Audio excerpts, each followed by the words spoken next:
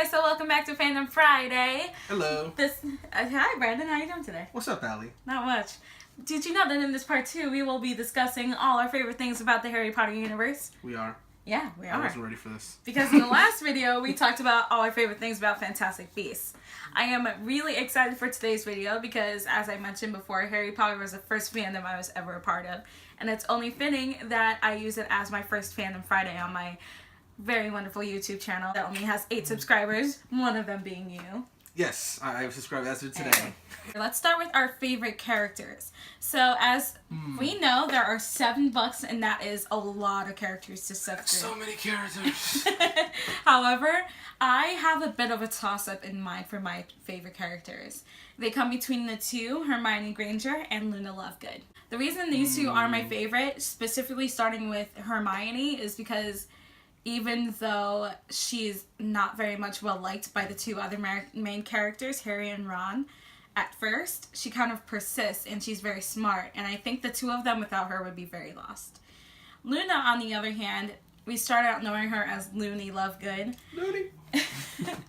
And she's just kind of got this wide-eyed innocence. So my two favorites, I'm also going to say Luna Lovegood as like the toss-up thing, because Luna Lovegood is just freaking awesome.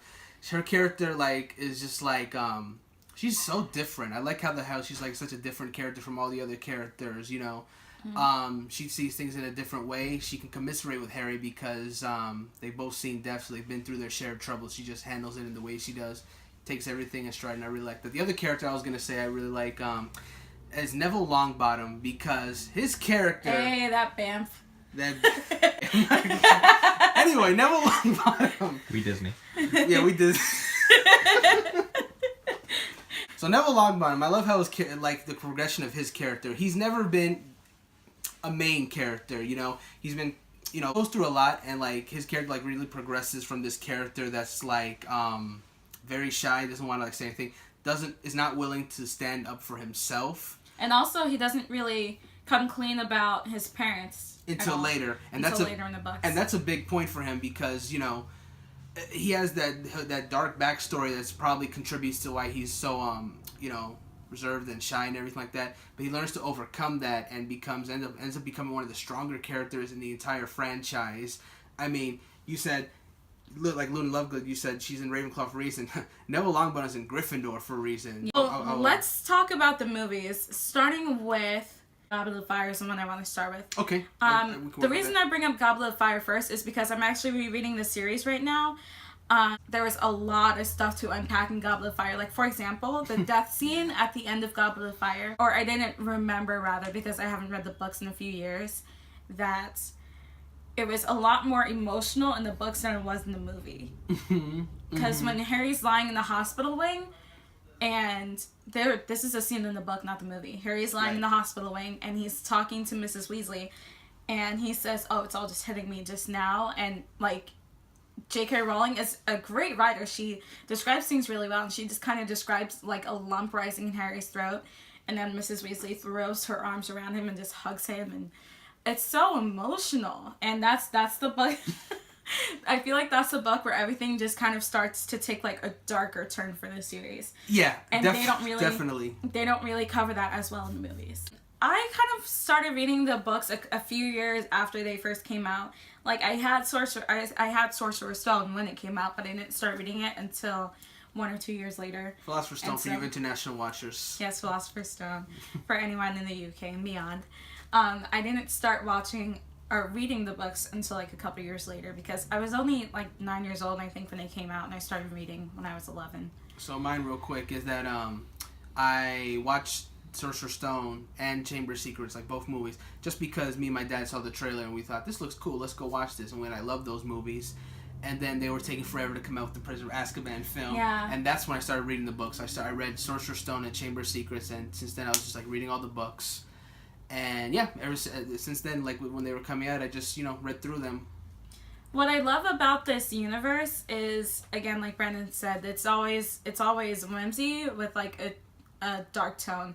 We grew up with Harry Potter, and so when book 4 happened, that was when kind of at our age, when Harry Potter was coming out, when we were all kind of going through rough times. Teens are a very rough time for kids, and when Goblet of Fire came out, I was 14 years old and just going into high school, and the transition was rough. I remember not being able to make any friends at first. At my high school, no one thought Harry Potter was cool. Really? I was made fun of so bad, and for like liking Harry Potter, and everyone thought I was a dork, and so being able to kind of hide in the refuge of the books and knowing that Harry was going through a rough time too just made me kind of feel not alone. That's weird too, because in my high school, there was like a very specific clique of people who were just like, not even just Harry Potter, like the Hunger Games, the movies were coming out. There was just so many people who were like so who were so elitist, saying I read the books before these movies came out. Hipster, yeah. The Twilight, of course, was big in the high school as well. Yeah, no, my high school was like, if you were like, I mean, of course, it wasn't for everybody. Like everybody, there are certain people who, of course, you know, high school is just like full of different personalities. But no, I feel like if you were a Harry Potter fan or any kind of book fan, there was definitely people for you to know in my high school. It's very weird. Yeah, my high school is also very much like a sports and kind of, not so much arts, but kind of oriented kind of school. It's like that stereotypical high school that you see in like movies and stuff, you know? Okay. Yeah, so let's move on to kind of talking about the movies and how they translate into now the Wizarding World of Harry Potter. All right, so if we're gonna talk about movies, we need to go right into the main thing. Wins peeves. Hashtag that in that video. Wins peeves. Right there. So there were a few things that, like, if you ask me personally, I'll always tell you that I will forever take like a movie where I have to sit there for 8 hours and like have snacks and stuff while watching all my favorite characters on scene and not worrying about them skipping over every little detail, you know, over kind of what we got in exchange. Not that I don't like the movies. I love the movies. I think they're wonderful. But not everything kind of came on scene like I liked. Like, for example, I'm going to bring up Goblet of Fire again. They didn't talk about SPEW and how Hermione was so offended. That's right. Spoo got completely written out. And Winky man. Awful. But anyway, so what about what was it? It was like the duo from Goblet of Fire. Help me with the names. It was Ludo Bagman and Barty Crouch. Barty Crouch was in the movie. Ludo Bagman was not. No, and I think I could think of like 1,000 different actors I would like to play Ludo Bagman. Like for example, I know Kenneth Branagh played Kenneth played Branagh. Lockhart, but he would also be a great Ludo Bagman in my opinion. Let's do it again. Mark Hamill could have been Ludo Bagman. I could see that. See that. Yeah. That guy from Red. I can't remember his name. His name escapes me. Yeah, I don't remember either, but I know what you're talking about. Yeah. Yeah. And also, Matt Smith could have been a great Ludo Bagman. I think that he was the 11th Doctor for you Doctor Who fans out there. So, Allie, who do you think could have played Peeves? And think about that in terms of when that movie They did have an actor for Peeves, and all the scenes are deleted, yeah. Really? Yeah. God, I need to see that. Yeah. They did have an actor for Peeves, but if I were to going with my whole Doctor Who theory, if Matt Smith could have been Ludo Bagman, David Tennant could have been Peeves. Wow.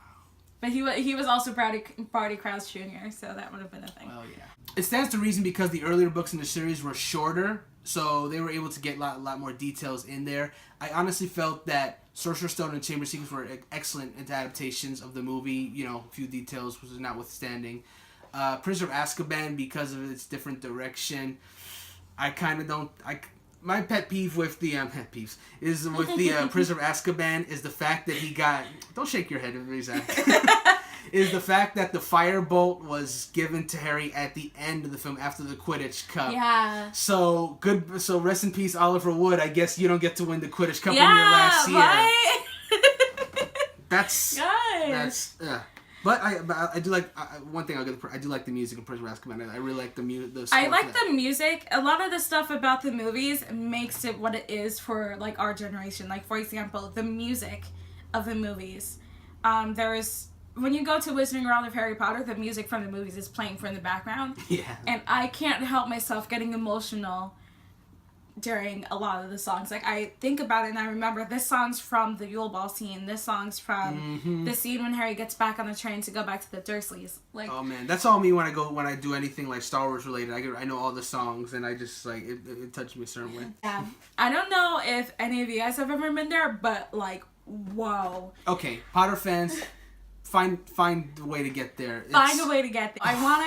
I want to first of all give a big thumbs up to like Universal Productive Team. Yeah, they're amazing. They did a great job. Such attention to detail. That was the thing that stood out most of my mind when I went in my time. I went with some friends that I work with. Just the fact that Diagon Alley was nice and detailed, and then. Okay, let me give you the thing that I stuck out to me the most as far as like detail. The fact that we were in Diagon Alley, and that there's a street performance by the witch Celestina Warbeck, who, if you correct me if I'm wrong, but is that not a character that is only mentioned like maybe once or twice? Maybe in the once book? or twice. And there she was performing. Like, my thought was that when they made this park, it was just going to be pure movie stuff, and for the most part it is, because that's your visual reference. But there's a lot of stuff there for the book readers, and that's incredible. That's incredible. Yeah. They really did it justice. Like, thumbs up, thumbs up. Yeah. I want to talk about the castle itself of Hogwarts and how that kind of translated from book to movie to actual real life at Wizarding World. So first of all, in the book, it doesn't really go into much detail about like the outside of the castle and what that's supposed to look like. It goes into more detail about like the inside of the castle and seeing the dungeons and the kitchen and the Great Hall. When you first see the movies and Harry's kind of sailing on these first year boats towards Hogwarts, that feeling, that's what it's supposed to look like. Like, it's amazing. And then when you go to Wizarding World and you're taking the Hogwarts Express and you see it, it's like, that's amazing in itself. But then seeing it and being able to get on Forbidden Journey, which is the ride inside the castle, first of all, the queue. Yeah. When you first walk in, you're in the dungeons. And you pass by the potions classroom. I remember right after Alan Rickman died, someone set a lily right outside the door to the potions classroom. And I'm going to say the feels real quick. Rest in peace, Alan Rickman. Like, dang. So the next thing you kind of walk into is, I believe, the greenhouses. And yeah, that sounds about right. Yeah. While they can't make the plants animatronic and they can't make the plants move, I still think like all that architecture and having them on the wall there is really cool. I wouldn't want to have an actual mandrake. Yeah. I And then don't want it. when I don't want it. Yeah, when you go inside the actual castle, it's like walking through like what you believe to be the actual castle. Like, there's the Gryffindor common rooms, there's the Great Hall, there's the History of Magic classroom. Incredible. Yeah. I mean, dang. Like, amazing. I would love to, if I were to ever go to Hogwarts, I would love to do the Muggle Studies class and just see what they think. What they think of us, yeah. And like technology and all that stuff. I think that about wraps up our Harry Potter Fandom Friday.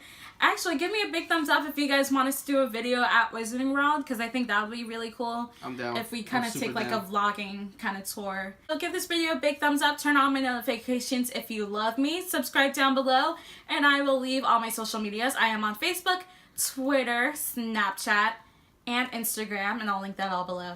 Thank you for watching, guys. Shout out to Brandon. So, I'm gonna go. Do you have a wand? I'm gonna use the Imperious Curse to make sure they give this video a like. Oh, we don't have a wand. I don't have a wand, but maybe we will have one next time when we go to Wizarding World, huh? Ooh, maybe. Anyway, guys, thanks for watching. Allie, Rose, and Brandon out. Lates. Bye.